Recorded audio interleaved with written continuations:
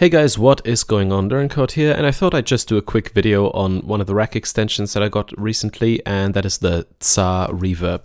And yeah, I thought I'd give you guys a quick overview of how it works and what it does and what kind of features it has. So let's take a look.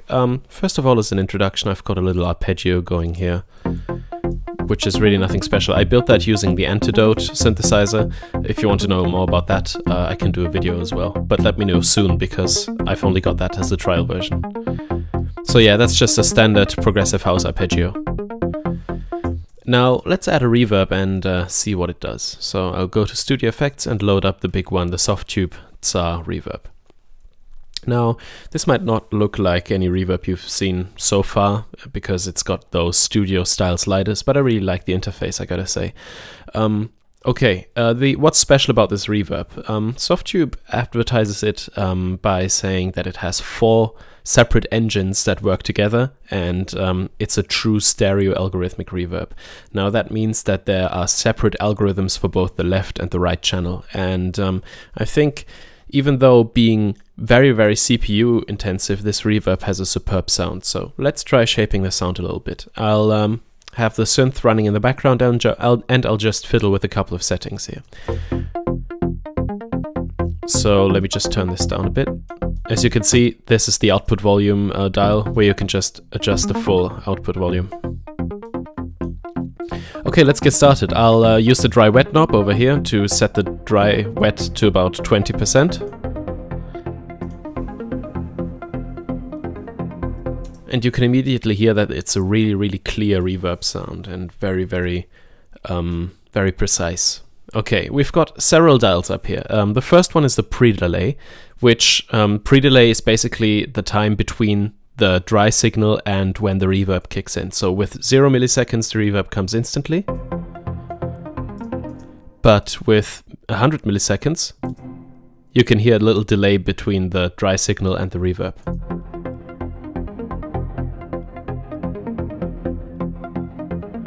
Which allows for some really cool glitchy effects. And with 1000 milliseconds, you can get some really crazy stuff done.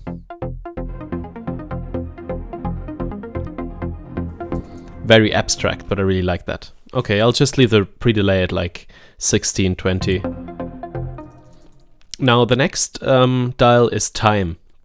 And time basically sets the reverb time. Now this reverb doesn't really have any setting for what kind of space you want to put the reverb in. It's all determined by this time slider here, and of course a low time is what they call studio, then time from 0.5 to 2 is room, and it goes on to hall and large hall and so on. So let's just sweep through that a little bit. Let's create, as you can hear, 0.68 is like a short room reverb. And if I increase that, we get a really nice rich hall sound, and I can even go higher, 12. Which gives a beautiful, washy, dark, large hall sound. Okay, so time basically self-explanatory, just the time of the reverb tail. I'll just leave that at about 4 for now. Quite like that.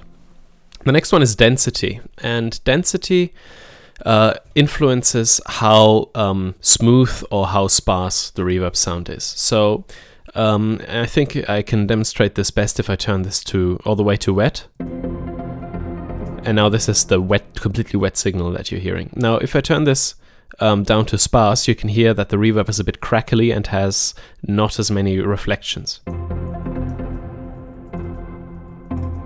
If you listen really carefully, you can hear it crackling on the left and the right. I mean, it's not a bad crackle, kind of like the clicking you get from cutting a sample off. It's just a really smooth, gritty kind of sound. I like it.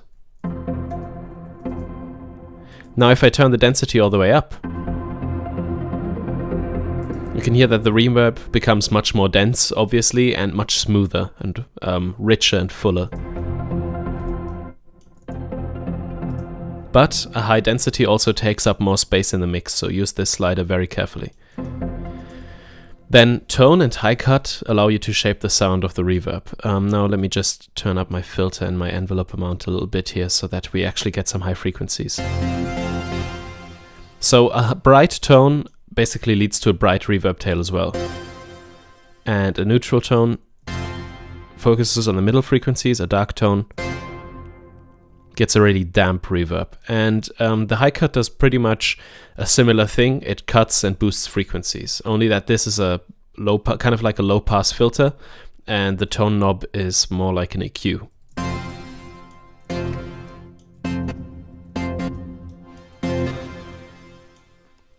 Okay, so that's the reverb tail section. I'll just leave those settings at relatively neutral for now.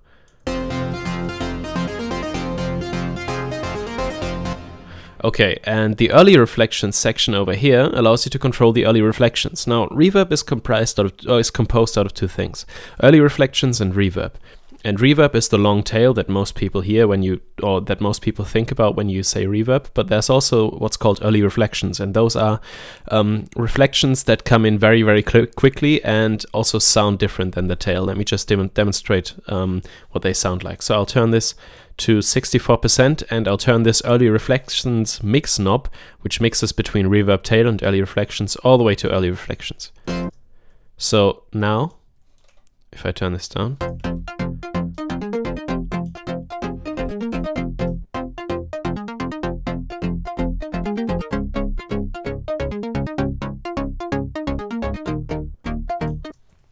you can hear that there are a couple of really, really dry, close reflections from old stereo directions. This ER type dial here lets you set the kind of space you want to set your reverb in. So small is kind of like a room and large is like a hall. Now if I leave this dry wet knob at about here, you can immediately hear the difference with the early reflections.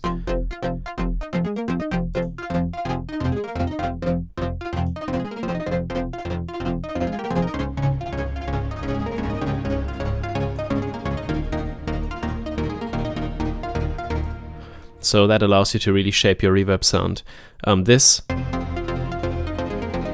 is a pure reverb, and this is some early reflections mixed in.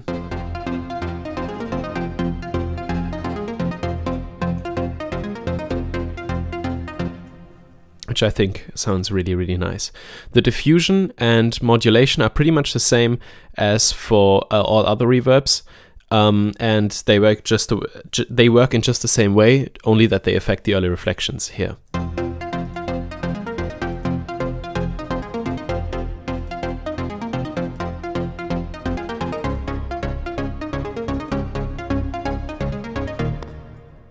So yeah, as you can hear, the TSAR Reverb has a really, really rich and full character, which is something I really like.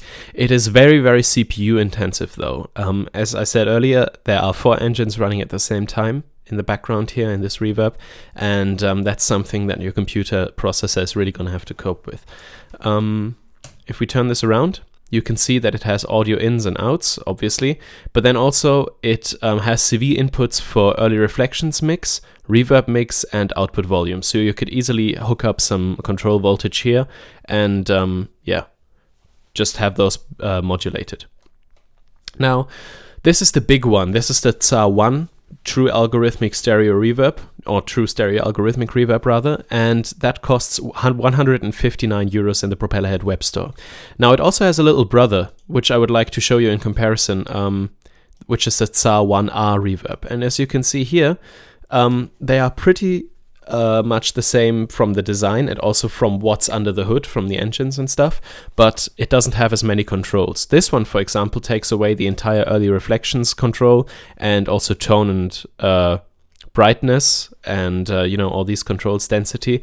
Basically what you get is pre-delay and time, and those are the 2 controls you have, along with color. And I find that often when I'm quickly building synth sounds, that I often just use the little reverb if I need some quick, good quality reverb without having to fiddle with too many knobs. In this case, with the small reverb, the TSAR-1R, I think it costs $69, by the way, or euros, by the way. Might also be 59, but I think it's 69. With the time knob or time slider, you get pretty much all the big controls you had with the TSAR in one, and they are all influenced by that one. So don't just think all you have is the time knob. That's not the case. On their website it says the time on the small one is actually kind of like scrolling through the best presets that they have. So let's just see how this one sounds. So this one is at a room setting right now, and I'll just move it up a little bit.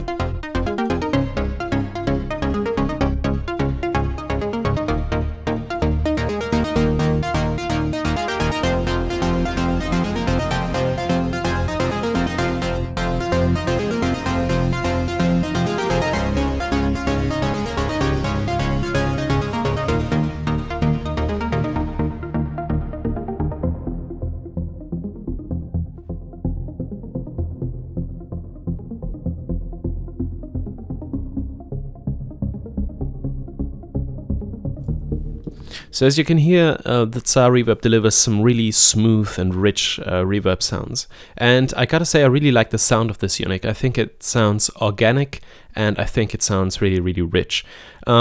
If the price is too high for you, that's something you gotta decide. It's definitely one of the more costly rack extensions, but I think it really, really delivers, and the sound it has great quality. So yeah, that was my little review of the TSAR-1 and TSAR-1 and TSAR-1R rack extensions. And yeah, I hope you enjoyed this little video. And as always, have a nice day and subscribe on stuff. Yeah, bye.